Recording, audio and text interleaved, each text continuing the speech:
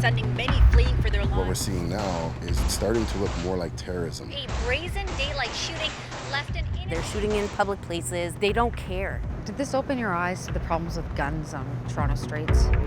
My name is Cristina Howorun. For over a year, I've been investigating Toronto's illegal firearms market. I've never seen a gun that looks like this before. There's everything you can think of, from a sawed-off shotgun to AK-47s, AR-15s. How hard is it to find a gun in Toronto? It's not hard at all. It's scary how easily accessible they are. Kids have them. Toronto hits a record-breaking number of shootings in The city has averaged more than 400 shootings a year for the past 5 years.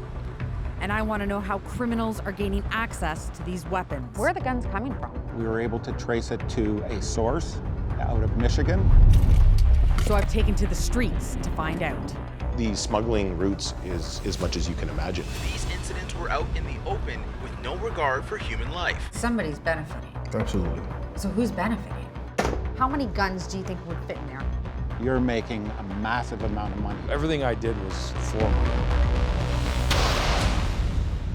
Every crime gun tells a story.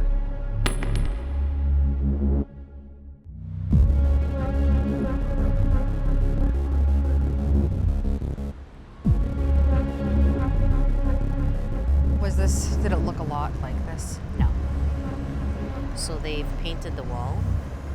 It was just regular brick. There's nothing remarkable about a location that literally transformed everything that you know. That's right. And there's no evidence of it whatsoever. None. On September 11th, 2016, at this spot in Toronto's Liberty Village, Evelyn Fox's son Kissinger was shot and killed while attempting to break up a fight. Police are not saying much about what happened other than they were called to the area of King and Dufferin just after 4 Sunday morning for reports of shots fired.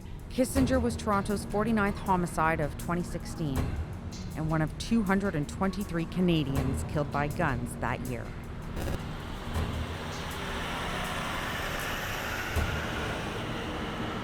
Came here for a birthday party, and I know that Kissinger actually didn't even want to go out that night. So they parked the car, and Kissinger got out of the passenger side, and he noticed that there was an argument and his friends standing close to the argument. So the fight was here, and just within seconds, shot right there. Right. And they've never found his killer. No. Does that surprise you? Yeah, it does. Just because there was so many people out here who witnessed it. I used to come down here and post the posters, and then within like a couple weeks they would take them down. So I just stopped because it just didn't make sense. Where do you think that the gun involved in Kissinger's death came from? I have no idea. I don't know. There is a serious issue with guns in the city. Guns are in high demand, and whoever wants them will get them. Did Kissinger have a background with guns or gangs? Did he have any sort of affiliation like that? No. He didn't care about anything else going on around him. All he cared about was his family. A lot of his friends would tell me stories about how he would act in school, and always the one who stuck up for the kids that were being bullied. So it doesn't surprise me that he was trying to get the other guy and bring him home. Like, that stuff doesn't surprise me. That's his character for sure. The torment of living without your child is just so unbearable. Like, there's not enough words, adjectives, whatever, to even describe how tormenting it is. It's just the most surreal experience you will ever experience in your life. It's like you're walking in a daze, like a complete daze. You're looking outside of your body, watching yourself, because it's just so unbelievable. Nobody deserves to be shot down in the street. While Evelyn was sharing her story, police reported 2 more shootings that evening. 1 person was killed.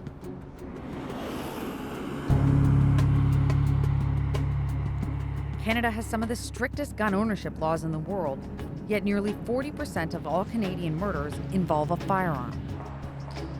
In Toronto alone, there was a 20% increase in gun-related murders in 2019. So something's not adding up. What can you tell me about these guns? These are firearms that have been seized by the Toronto Police. I've come to meet with the head of Toronto's Guns and Gangs Unit, Inspector Joe Matthews, to find out what these statistics actually mean to those charged with combating the problem. So this is a Tech 9 with an overcapacity magazine, which is unlawful. This gun is prohibited to possess in Canada. What about this one? This gun itself is legal, but it has been modified at the back to give the user the option between repetitive fire and semi-automatic. This looks like a shotgun that you might see like in a Looney Tunes cartoon or something like that, but it does look like it's been changed. That's right.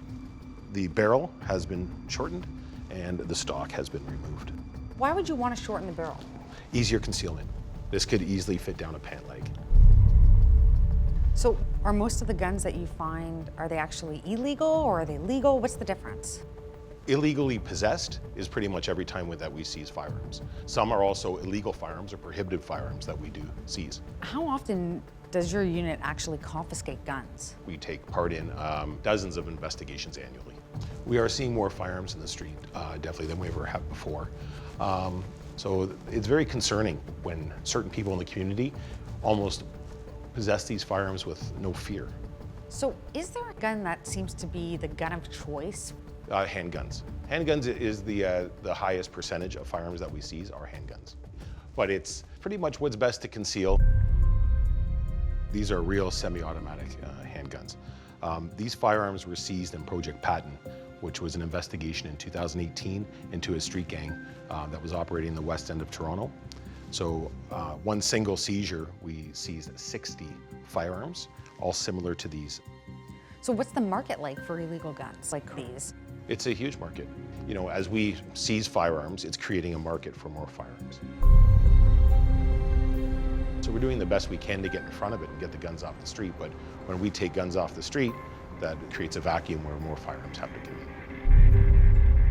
I heard 3 or 4 pops, and then I came outside and I saw a guy laying on the ground. This shooting was one of 6 incidents that occurred in a violent 24 hours. 2 suspects allegedly fired more than 30 rounds at The police say they have no way to estimate the true size of Toronto's illegal firearms market.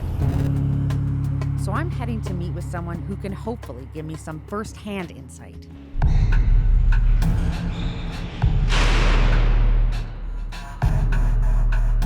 Dwayne Beckford has been remanded on gun charges since January 2020. Hey, Dwayne. He's currently incarcerated at Toronto East Detention Centre. You're 39 years old. How many years would you say you've spent in some level of incarceration? Sheesh, way more than half of my lifetime. Yeah, sad to say, but it's the truth, yeah. Dwayne has been behind bars in both the US and Canada, and almost always because of guns. I was convicted of assault in the first degree with a firearm. So, yeah, and I got sentenced to 15 years, suspended after 10 years with 5 years probation. And because you're Canadian, you were able to come back here? Yeah, I got extradited back to Canada, yeah.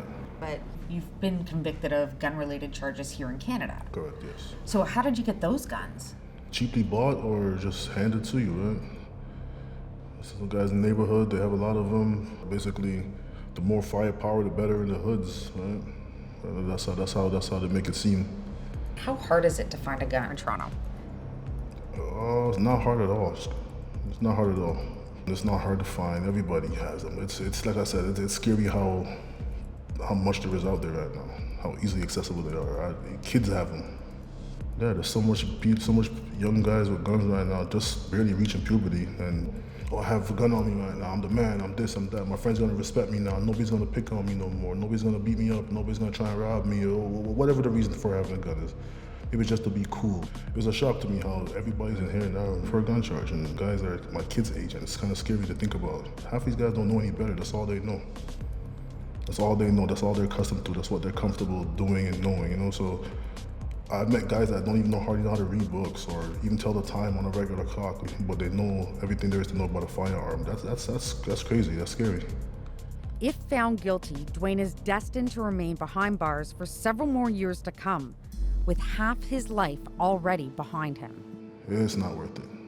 It's not worth it. It's that cool lifestyle, being a cool guy, it's not worth it at all, man. My oldest kid doesn't know who I am, doesn't know much about me. And yeah, that's one. That's my firstborn and everything else. So that's like, that was my world at one point, And because of the decisions I made in the past, being ignorant, not knowing certain things, yeah, it cost me a child almost. Not growing up in my life, not being a part of her life. It sucks. It sucks. So it's harming communities, it's harming families, it's breaking up relationships. But somebody's benefiting. Absolutely. So who's benefiting? Whoever's making the dollar, man. Obviously the guy selling it is making his buck. And whoever he's getting it from, making their buck and so forth and so forth. But that's been going on since the beginning of the time, right? Way before I knew anything about a street or a street corner. It's just getting more out of control and reckless these days.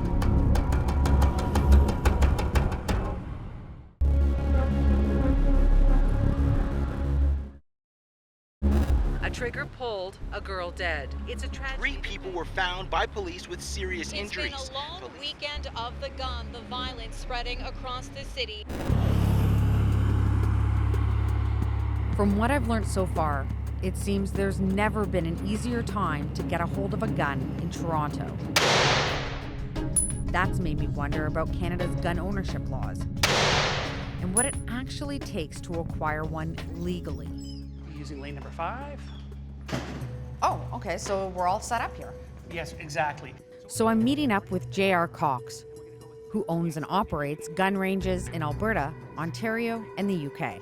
What we're going to do is we're going to shoot a semi-automatic handgun and a revolver. Okay. So 9mm and a 38 special. So these are going to be, for your first experience, very user-friendly firearms. Okay. Pick up the magazine with your right hand. Yep, it's unloaded, It's I know unloaded, that. but you have to watch because it will have bullets. Why do people want guns? What are they using them for?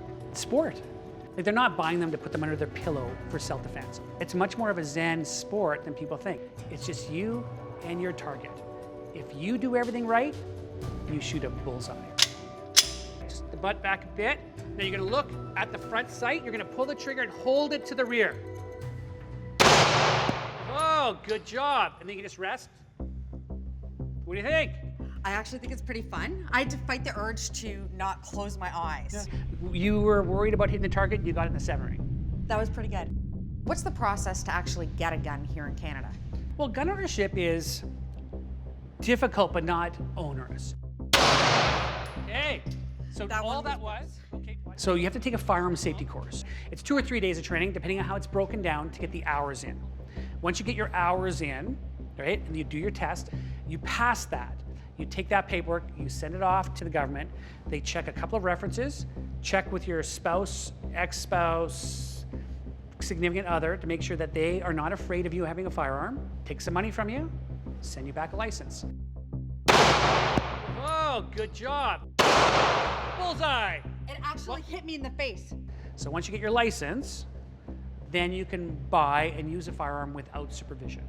Now what we're doing is we're moving on to the revolver. Okay.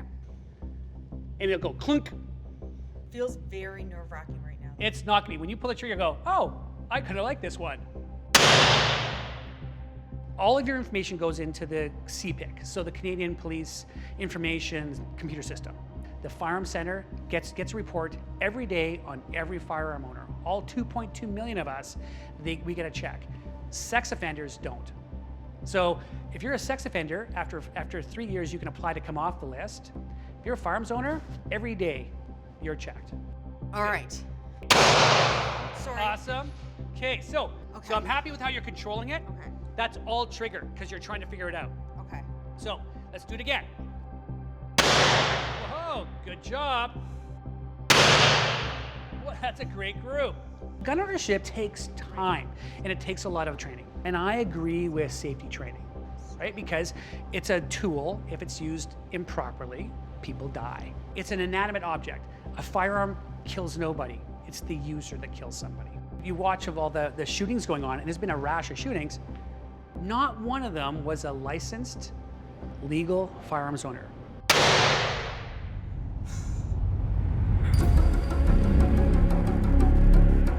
The Canadian Firearms Registry makes the criminal use of a legal handgun very easy to trace. So if the weapons criminals are using are illegal, where are they coming from? Thanks for meeting me. Yeah. I've set up a meet with Detective Scott Ferguson. His full-time job is to trace the guns used in crimes for a government agency called Criminal Intelligence Services Ontario. This is the first time anyone from his organization has spoken on camera. How do you actually trace the guns to their origin? The way it works is we get the complete firearms information, the occurrence information, who was in possession of it, if there was a vehicle involved, the vehicle information, we get that, and we do social media background on possessors and purchasers. You actually go through people's Instagram and Facebook and their TikTok accounts. If they don't lock them down, they're fair game. So. Wow, I just wouldn't have known that you were so thorough. Absolutely. We're pretty exhaustive in our analysis of every crime gun that we get and every result we get back. Can you give me an example of where your techniques have helped to trace a gun back to a homicide or a shooting? I can. There was a shooting of a 16-year-old boy in London, Ontario, and through the comparison of the bullets and casings, that gun was also linked to the death of a 12-year-old girl here in Toronto. We were able to trace it to a source out of Michigan, and through the collateral investigation between the ATF and Toronto Police, we were able to identify a group of 4 individuals who had purchased 120 guns and smuggled them into Ontario. That's impressive. Can all guns be traced? No. Some guns have obliterated serial numbers, but there are forensic techniques that enable us to restore the serial number on a firearm. I can actually show you a photo here. This is a firearm that was seized in a crime here in Toronto. And you can see that the serial numbers, not only the serial numbers, but all the markings are removed from it. So without getting into very specifics on how it's done, we can restore the serial number. Yeah, it's very clear. Yeah, and it almost reads like a book. Every crime gun tells a story. So where are the guns coming from? 70 to 80% of the handguns seized in crimes in Ontario are from the US. Wow. And I can tell you that the reason why the crime gun market is what it is for money. There is so much profit to be made. If you buy a brand new gun in Florida at a gun show for $199, you can get over $5,000 for it in Canada. And they're so small, the guns, that if you purchase 10 or 20 of those guns, you're making a massive amount of money if you can get them into this province, into our country.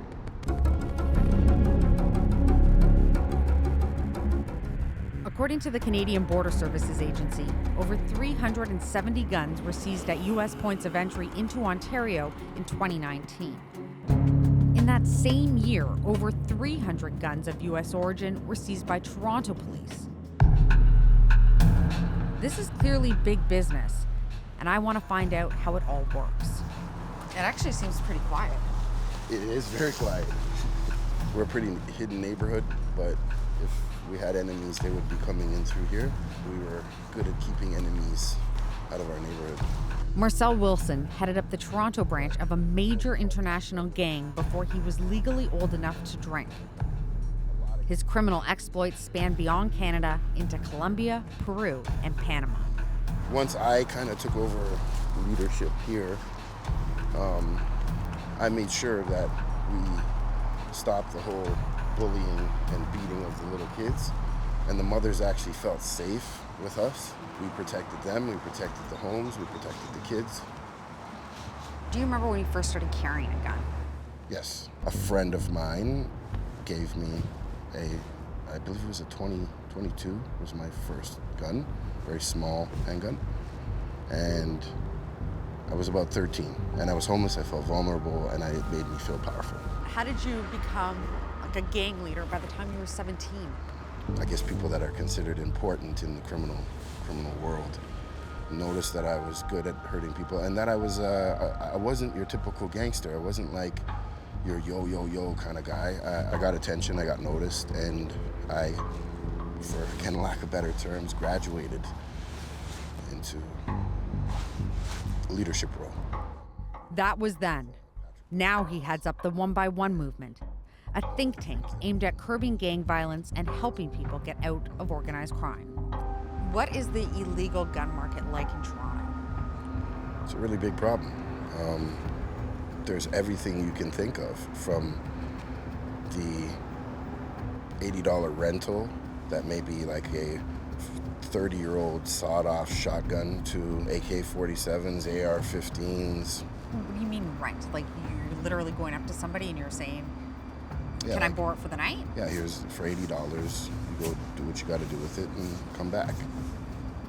So they're not even worried about getting caught with the weapon with X amount of bodies on it. That doesn't even matter anymore. So how does a gun get from the southern U.S., for example, up to Toronto? We used several different avenues of doing that, and some were like tricked out cars, or, you know, there were areas along the border where there are indigenous reservations, and we would exploit them.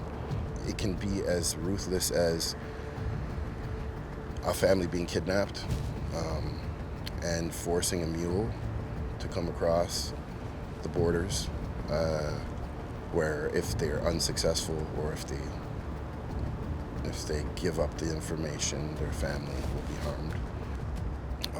And of course, another touchy issue that people don't want to talk about would be the corrupt border agent.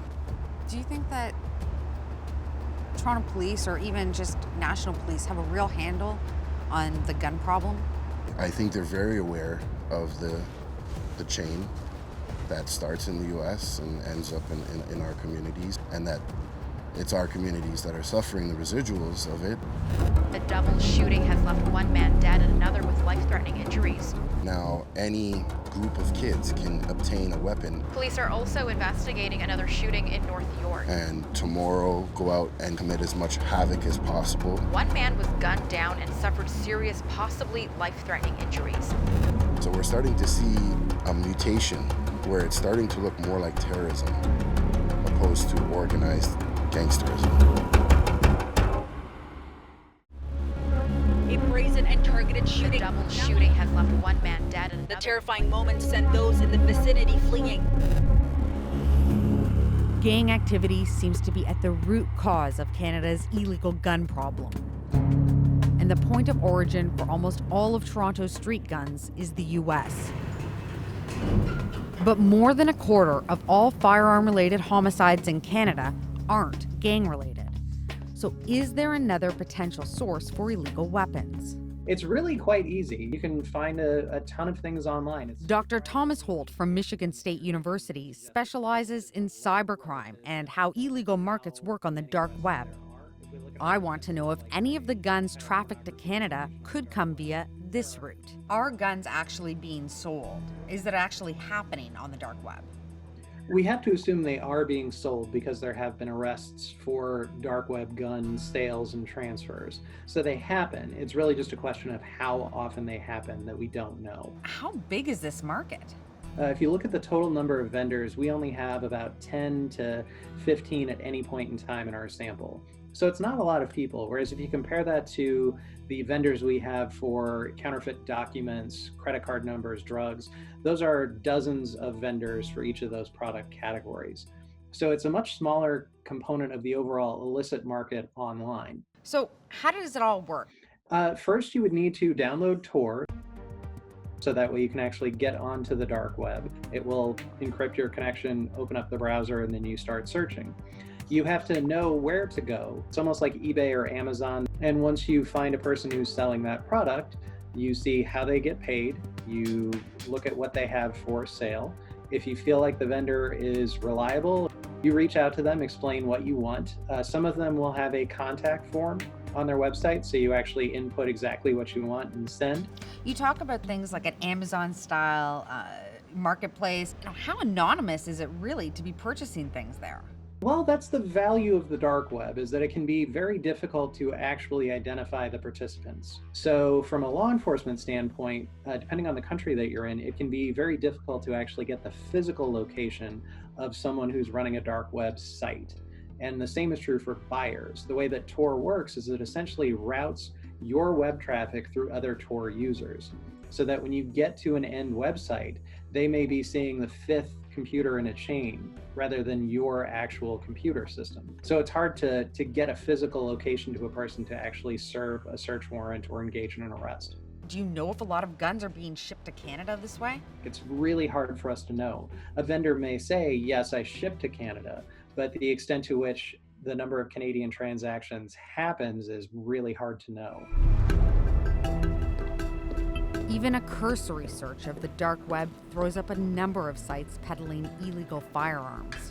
I've never seen a gun that looks like this before.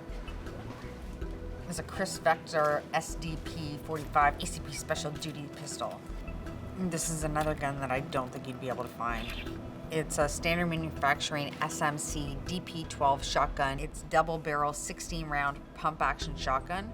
It's the meanest shotgun on the market. Get it while you can. Supply is limited on these. And no returns. And it's $1,400 plus shipping. A lot of these guns, even the ones that you can buy in Canada, you wouldn't be able to buy without a proper restricted or even non-restricted license, but you don't need any of that here. Here, they're not gonna check my age of majority, and they're not gonna check if I have a PAL or not, or a firearms license. So this one says you can only pay by Bitcoin. Bitcoin is one of the cryptocurrencies used to buy items on the dark web. You can purchase it online or even through a Bitcoin ATM, but those transactions can be digitally traced. In the criminal world, cash is always king. But does using it to buy cryptocurrency actually mask illegal activity, like buying a gun? Okay, so if I wanted to get about $350 worth of Bitcoin using cash, how would I go about doing that? Well, we can use a wallet app on your phone. Anonymous Pug is a cryptocurrency expert who wants to keep her real identity a secret. I have never done anything like this before. It's okay, it's practically point and click. And what do I do now? So first you can click on receive. Okay. And you want to receive Bitcoin, so select that at the top. Okay. Okay, and this is your Bitcoin address. I am going to take a photo of that with my app.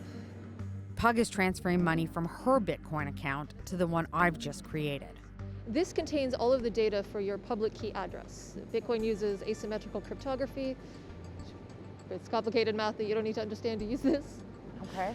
All right, so now I'm going to put in the amount in Canadian dollars. So we will enter $350. Okay. I'm going to hit confirm. Okay. And it was sent. And once this transaction is confirmed, it will show how much you have. But we have to wait for the network to validate the transaction first. Okay, because right now it says I have Right now zero. It's showing nothing. But this will come, so It the will. verification will show up. With the Bitcoin network, it takes 10 minutes to confirm a transaction and add that block of data onto the blockchain, which is a record of every transaction that's ever happened. So why would people even use this? The biggest thing with it, it's not anonymous, but it's private. You didn't have to give away any personal information. You didn't have to identify yourself. You didn't have to show any of your ID. That right now, that wallet on your phone is not actually tied to your personal identity. But even with this level of privacy, Pug explains that having the transfer of funds tied to my personal phone means it can conceivably still be traced back to me by law enforcement. The anonymity comes from the steps we take. If you truly wanted this to be anonymous, you would probably want to buy a burner cell phone and just a pay-as-you-go SIM card for it, and buy it somewhere in another town or another city so that you're not recognized going into the store, and then use it connected to a tower somewhere far away. So why would criminals even use this if it's not anonymous? Most criminals don't. Most criminals do not use Bitcoin. That's a bad rap that the currency has gotten. Bitcoin is more favored by libertarians, I would say, than criminals. So it is possible to get a gun this way, but the steps required to keep the transaction completely anonymous are complicated and hard work. Most criminals go the easy route, buying weapons brought in illegally over the US border. So that's where I'm headed, to meet with someone I hope can complete this picture. So what can you tell me about who you are and what you used to do? I've done a lot in my life, a lot of bad things. But the worst thing I ever did was smuggle guns into Canada.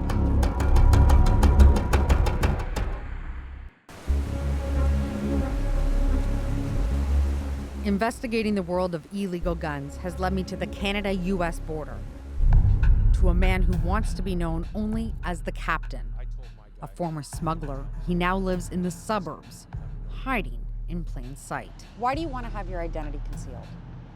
I realized that I need to break free from crime, and I've cut off all my associates from the past. And I just want to focus on living a very low-key life and spending time with my family. So what was your role in gun smuggling? My part was sending the drugs down to the States to have the guns come back. And once they got here, I was to take the serial numbers off the guns and hand them out to the buyers or the sellers and put them on the streets. How did you choose the drivers? I will not lie. It was very easy to find people who were looking for extra money. So basically it was my choice to say this person's good or this person's bad. And we knew that our job was done properly. We knew that everything was packed away properly, that nobody was going to see it. So there was absolutely no suspicion whatsoever. It was all about making sure that when they got to the border, that they knew what they were doing. I mean, are they nervous when they get to the border? Do we have the confidence to put them through? Did you look for a specific type of vehicle for them to go down in? No, we rented vehicles. I loaded them up here, and basically we just put them in that vehicle. Can you show me how to do it? I could walk you through it step by step. It all depends on what vehicle I'm using at the time, depending on where I'm going to put it. The spot that I used the most was the doors. So basically I would take the product and put it into the outer shell, or the outer bag, which is a sealed bag. So put it in here, then we used what was called rocker guard, just to blacken it up. So once it's in the side of the door, it would just basically be black. So if somebody was to take a camera or something like that, you would see this, only this black thing sitting there. So you couldn't even tell. So basically, I would take off the door panel. I'd pull the door back like this. What I'll do is I'll peel back this part of the vehicle so I can get access. And then I would take these packages and try to go right into the bottom and push it right up to the front. And then reseal this back. Put it back the exact same way it was. Have to test the door to make sure that the window goes up and down without any hindrance. How many guns do you think you could fit in a cavity of that size? Well, in a truck, you could probably put 2 or 3 without any problem. In each door? Yeah. So if we're saying 3, that's 12. Yes. Plus ammo, because you can always find some extra space. What type of profit would you be looking at there with 12 or 13 guns? So the average gun we were paying, I think, around $700 US, and we were selling it for around $2,500. So that there is a big markup there. Oh, for sure, for sure. And now I'm gonna put the skin itself back on. And you can do this without leaving a mark at all? I always tried. I'm putting this in to the door, clicking it all back in place. Get everything screwed back in, and we're good to go. You make it almost seem easy. Did you ever screw up? No, I didn't screw up.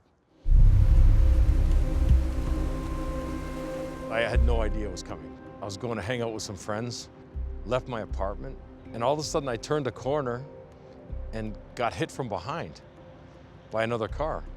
And then all of a sudden I saw the red lights flashing in on me, and I was scared shitless. And then they identified themselves, and I knew that it was over. At that point, I was never gonna be the same. The captain was scooped up in an international sting and served nearly 9 years in a federal prison. his lifestyle now is very different from the one he enjoyed as a smuggler. The bottom line is, after you've tasted money, eventually it becomes an addiction to have money. So everything I did was for money. I sacrificed everything I had just to make more money. A little whiles back, we spoke with a murder victim's mother, and we asked her what she would say to somebody that was involved in the gun trade like you. Do you mind watching this? No problem. What would you say to the person that put that gun in Kissinger's killer's hands, that smuggled it over or made sure that that gun was accessible on the streets? You're disgusting.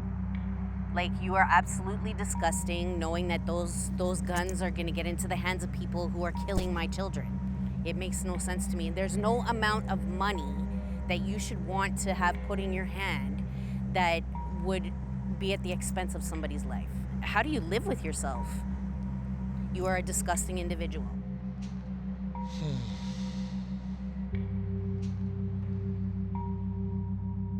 That is actually the first time I've ever heard something like that, and it actually cuts into my heart because I see her pain, I feel her pain, I can never empathize with her pain, but I'm not gonna make any excuses. I was a piece of garbage, she's right. I was disgusting. And I'm sorry that she is going through this, and I'm sorry that she feels this way, and she has every right to. I can't change that day, and I can't turn back the clock. All I can say is that I hope that guns will come off the street, and then people bringing guns in will be held accountable. I don't think there's enough time that I could have done to make up for what she has lost. And all I can say is I'm sorry.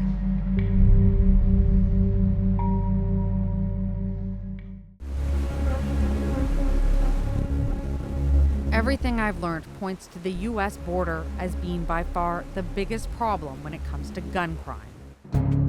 But right now, the border isn't the government's focus. It'll be remembered as one of the worst mass shootings in Canadian history. Now Nova Scotia is trying to pick up the pieces after a mass shooting incident which left at least 19 people dead. We are ending the proliferation of these weapons and the militarization of our society. Following the 2020 massacre in Nova Scotia, the emphasis has been on banning high-powered firearms. The kind that J.R. Cox used to sell until the government forced him to take them off the shelves. Do you think the restrictions would be able to effectively combat the street violence that we're seeing all across the country? Well, I think we all know that it doesn't. The Police and Chiefs Association, they say the ban won't work. The various organizations say the ban won't work. Even the mayor of Toronto now is saying a ban won't work. So that's the thing, is they're doing it ass backwards. Because no criminal is gonna use the 28-pound rifle that you use for long-range shooting that's worth $25,000. Criminals aren't gonna do that. Like, they don't need to do that. So none of the measures actually add up to reducing crime and reducing firearms on the street. They're attacking legitimate firearms owners and spending a tremendous amount of money to do it. But they're ignoring the border issues and the gang issues. Like, it's billions of dollars done to placate a very small minority who are emotionally charged to hate firearms. What do you think should be done then in order to stop, gang violence and gun violence? Take a chunk of money and spend it on the border. If the guns are all being imported, give our border patrols the ability to actually stop these things at the border. Because if the guns don't come at the border, then we're not going to have such an issue. We are wasting a lot of time and money. Marcel Wilson agrees that legal guns, no matter how big or small, aren't the real problem. Gun bans, zero effect. I could try and guess a million reasons why they're taking this approach, but myself, people like us, have been screaming from the sidelines now for well over a year. Some of us have been doing it for 10 years, that we need community investment to address root cause issues which will quell some of the gun violence. Gangsters not born, we're created. You know, someone who's motivated enough can kill you with a rock. So we need to look at why that person even wants to pick up a gun and harm someone else. From my experience, that's addressing things like poverty, lack of education, lack of resources, dealing with mental health issues, especially in my communities where that's a taboo subject matter. I was just like, you know what, I can't be around here anymore. Like, just seeing people just continue to live like nothing occurred here. Evelyn Fox has also been advocating for zero gun violence, and like Marcel, believes the focus should be on the root cause. Do you think that like a handgun ban or any sort of ban on firearms would have prevented Kissinger from being killed? No. It doesn't matter. They can ban every gun they want in Canada. The fact is that the guns are in high demand, and whoever wants them will get them. A gun ban is a Band-Aid. The government is the ones who failed our communities. If you're not addressing the actual need of why those people are picking up a gun, then we're still gonna have the same problem. But I guess I just didn't expect it to happen to me. But I honestly did not think that this would be my story, that this would be my life, that it would be my son that would be a victim of someone shooting into a crowd of people. A lot of people don't understand how difficult it is to keep going after your child is murdered. The last hours of my son's life repeats in my head over and over all day long, like from the time that I get up to the time I go to bed. And my son was not in an argument with anybody. He was on his way home.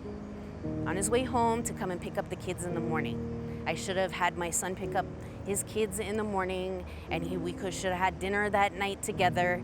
We should have had family time on the Sunday, and instead, my entire world got shattered. And I'm sorry, but I'm not willing to sacrifice any of my children, any of my grandchildren, or any of my friends and family for anybody. Not one more person.